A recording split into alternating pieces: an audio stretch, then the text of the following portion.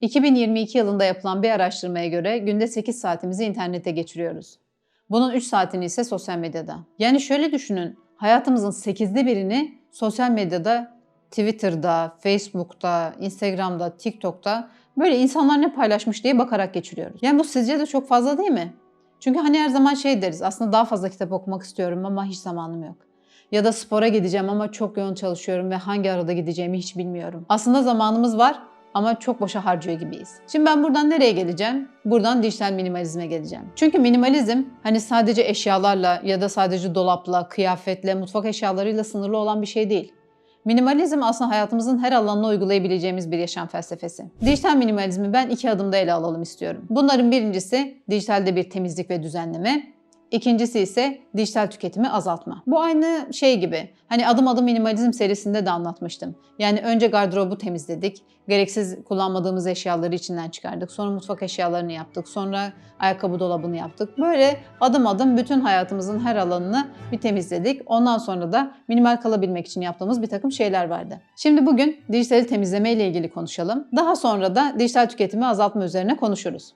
Dijital temizliği 4 adımda yapacağız. Birincisi telefonda kullanmadığımız uygulamaları silmek. Şimdi bazen şey oluyor, mesela bir rezervasyon yapacak oluyorsunuz ya da bir yerden kod alacak oluyorsunuz, bir şey onaylamamız gerekiyor falan, bir uygulama indiriyoruz. Sonra öyle kalıveriyor. Ya da bir oyuna çok sarıyorsun, her zaman oynuyorsun falan. Sonra ilgin azalıyor, artık oynamıyorsun ama uygulaması orada duruyor. Ya da birisi sana bir uygulama önermiş oluyor, bakıyorsun, kullanıyorsun, çok da sarmıyor, orada kalmış oluyor. Yani çoğu kez hani uygulamaları silerim diye hiç aklımıza gelmiyor. Fakat telefonda fazla uygulamaların olması, yani kullanmadığımız uygulamaların olması ne demek? Bir kere telefonun hafızasının şişmesi demek. İkincisi, eğer bunlar arka planda çalışıyorsa telefonun RAM'ini yemesi, yani dolayısıyla telefonu yavaşlatması demek. Bir de eğer bunların bildirimleri açıksa hiç kullanmadığımız uygulamanın gerekli gereksiz size sürekli bildirim göndermesi demek. Bu yüzden ben zaman zaman hani telefonda kullanmadığım uygulamalara bakıyorum ve uzun süre kullanmadıklarımı siliyorum. Telefondaki uygulamaları silme konusunda mesela gardırop temizliğinden daha acımasız olabiliriz. Çünkü sonuçta bu uygulamaları istediğimiz zaman tekrar yükleyebiliyoruz. Eğer bir uygulamayı satın dahi almış olsak, hani telefondan kaldırdıktan sonra bir daha indirdiğimizde nasılsa tekrar para ödemiyoruz. Dijital minimalizmin ikinci adımında e-bülten sayısını, yani her gün aldığımız e-mail sayısını azaltmayı hedefliyoruz. Şimdi ben e-maillerden gerçekten nefret ediyorum. E-mail almaktan nefret ediyorum, e-mail kutularından nefret ediyorum, e-mail yazmaktan nefret ediyorum. Her sabah geldiğimde bakıyorum e-mail kutumda mesela 30 tane, 35 tane e-mail var. Yani ne olabilir? Akşam zaten iş yerinden çıkmadan hepsini temizlemişim. Sonra bakıyorum, yok birisi indirime girmiş, onun haberi, yok yeni sezonu gelmiş, onun şeyi, yok yeni bir ürün çıkarmış falan. Hepsi gereksiz böyle reklam amaçlı e-bültenler, tanıtım amaçlı gelen şeyler. Hepsini tek tek tık tık tık tık siliyorum. Siliyorum ama ertesi gün geldiğim zaman yine benzer firmalardan aynı gereksiz içerikler tekrar e-mailime gelmiş oluyor. Dolayısıyla silmek yerine bunlardan üyelikten çıkmak gerekiyor. Şimdi e-mail listelerinden çıkmak artık çok kolay. Çünkü hepsinin altında üyelikten çık diye link koymaları zorunlu. Tabii bunlar bizim üyelikten çıkmamızı istemedikleri için bunu böyle çok en altta bit kadar yazıyorlar ama aşağı indiğinizde bunu görüyorsunuz. Bir kere üyelikten çıktıktan sonra artık o e-maillerden tamamen kurtulmuş oluyorsunuz. Şimdi ben de sizinle beraber e-mail kutumu açacağım ve sabah birkaç tane gözüme çarpmıştı yine gelen e-bülten. Onlardan üyelikten çıkacağım. Şimdi Şakir şöyle bir soru sordu. Diyor ki ben bazen üyelikten çıkıyorum, tekrar gönderiyorlar. Şimdi bu firmalar şunu yapıyor. Her türlü size ulaşmaya çalıştıkları için mesela e-bülten aboneliklerini kategorilere ayırıyorlar. Mesela diyor ki işte yeniliklerden haberdar olma. Yok bilmem indirimlerden haberdar olma. Yok işte üyelikle ilgili gelişmeler. Bir şey. Böyle 7-8 tane kategori yapıyorlar. Dolayısıyla sen mesela sana indirimle ilgili bir şey geliyor. Sen üyelikten ayrıl diyorsun. Seni sadece indirim kategorisinden çıkarmış oluyor. Sonra bir daha sana gönderiyor. Bunu en böyle rezalet şekilde yapan da LinkedIn'dir. Bakın LinkedIn'in bildirimler bölümüne girin. Gerçekten böyle 250 başlık falan var. Yani hepsinden çıkmak için 250 kere üyelikten ayrıl demeniz lazım. Artık saç baş yolduruyor. Mesela bu Adjust diye bir firma gelmiş. Bunu hemen bakın burada üyelikten ayrıl diye bir buton var. Buraya tıklıyorum. Bunu silelim. Sonra Founders Card diye bir şey gelmiş. Bundan çıkıyorum. Bakın bunda da 4 tane kategori yapmışlar. Hepsinden çık diye. Çok şükür hepsinden çık diye ayrı şey yapmışlar. Bazen de bakıyorsunuz hani hiç üye olmadığınız bir firma size e-bülten göndermiş. Maalesef işte bir şekilde e-mailimize, telefonumuza, bir şeylerimize ulaşıp böyle rahatsız ediyorlar. Bu da tamam. bu firmalardan tamamen kurtulmuş oldum. Dijital minimalizmin 3. adımında sosyal medyada takip ettiğimiz gereksiz insanları takipten çıkma var. Şimdi en çok hangi sosyal medya uygulamasını kullanıyorsunuz ya da kaç kişiyi takip ediyorsunuz bilmiyorum ama benim en çok kullandığım Instagram. Orada da herhalde 370 kişi falan takip ediyorum. Bunlar da kimler? Hani gerçekten fikrine değer verdiğim influencerlar, sevdiğim birkaç tane marka.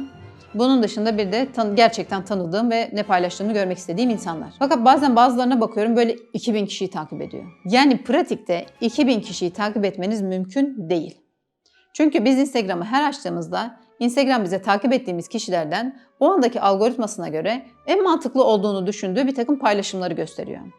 2000 kişinin ne paylaştığını birden gösteremeyeceğine göre bunların arasından kendisine göre bir tercih yapıyor.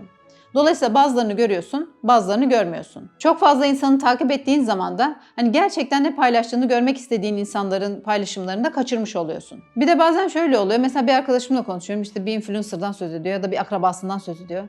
Şöyle gıcık, böyle gıcık, şunu paylaşmış, bunu yapmış bilmem ne. Diyorum ki o zaman takip etme.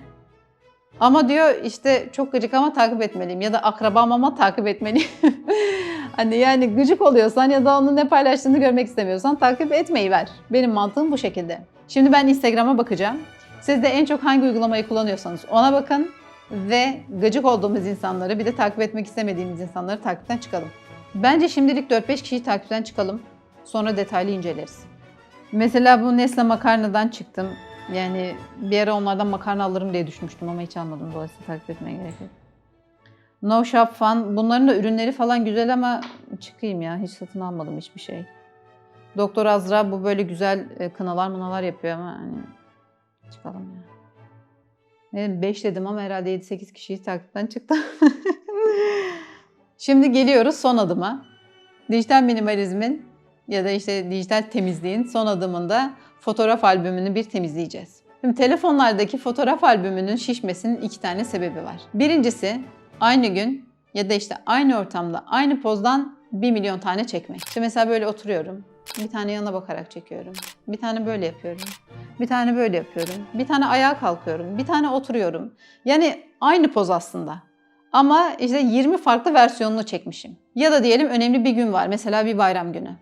Evet güzel bir gün. Bütün aile bir araya gelmiş. Güzel giyinmişsin. Hani o anıyı saklamak istiyorsun. Birkaç tane fotoğraf istiyorsun ama şöyle oluyor. İşte ben tek başıma çekeyim. Ben tek başıma oturarak çekeyim. Ben tek başıma ayakta çekeyim. Bir kardeşimle çekeyim. Yeğenimi kucağıma alıp çekeyim. Bir ailecek çekelim. Yani bütün herkes kombinasyon oluyor. O onunla çekiyor, bir de onunla çekiyor. Bir de üçlü çekiyorlar, bir de dörtlü çekiyorlar.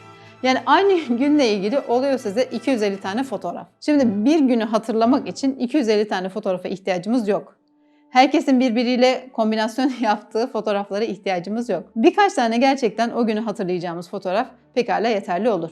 Fotoğraf arşivimizin şişmesinin ikinci sebebi ise WhatsApp. Şimdi WhatsApp'tan bize gelen cuma mesajları. Sonra böyle saçma sapan tasarıma sahip özlü sözler. Screenshotlar. Sırf dedikodu yapmak için gönderilmiş ama aslında hiç tanımadığımız insanların fotoğrafları. Bunlar da WhatsApp'tan direkt olarak fotoğraflara kaydolduğu için bunlar da fotoğraf arşivini şişiriyor. Şimdi ben geçen sene bir ara böyle iyice minimal olduğum bir dönemdeydim. Sonra baktım yani o kadar silmeme rağmen 20 binin üzerinde falan fotoğraf vardı arşivde. Sonra dedim ki ya ben şimdiden 20 bin tane fotoğraf biriktirdiysem acaba 60 yaşına geldiğimde kaç bin tane fotoğrafım olacak? Sonra fotoğraf albümüne girdim. 2 gün boyunca resmen kıyım yaptım. Fotoğraf albümünün 3'te 2'sini silmişim. Geriye kalmış 7500 tane falan fotoğraf. Ama pekala aynı güzel anıları tekrar hatırlıyorum. Bütün yani hayatımın her anına dair neredeyse fotoğraf var. Demek ki sildiğim fotoğraflar gerçekten gereksiz fotoğraflarmış. Şimdi dedik ki dijital temizliği 4 adımda yapıyoruz. Birincisi, telefonumuzda kullanmadığımız uygulamaları sildik. İkincisi, e-bültenlerden çıktık. Üçüncüsü, sosyal medyada gıcık olduğumuz ya da takip etmek istemediğimiz insanları takipten çıktık, gereksiz kişileri. Dördüncüsü de fotoğraf albümünü temizledik. Şimdi bunları gerçekten yapın. Hani gerçekten oturun düşünün. Ben bunlardan çıkayım, biraz vakit ayırın. Ve bunların hakikaten faydasını göreceksiniz. Böylece hem de ikinci adımda konuşacağımız dijital tüketimi azaltmaya da hazır olacaksınız. Dijital minimalizmle ilgili diğer videolarımdan haberdar olmak için takipte kalın. Videomu beğenmeyi unutmayın. Sevgiler.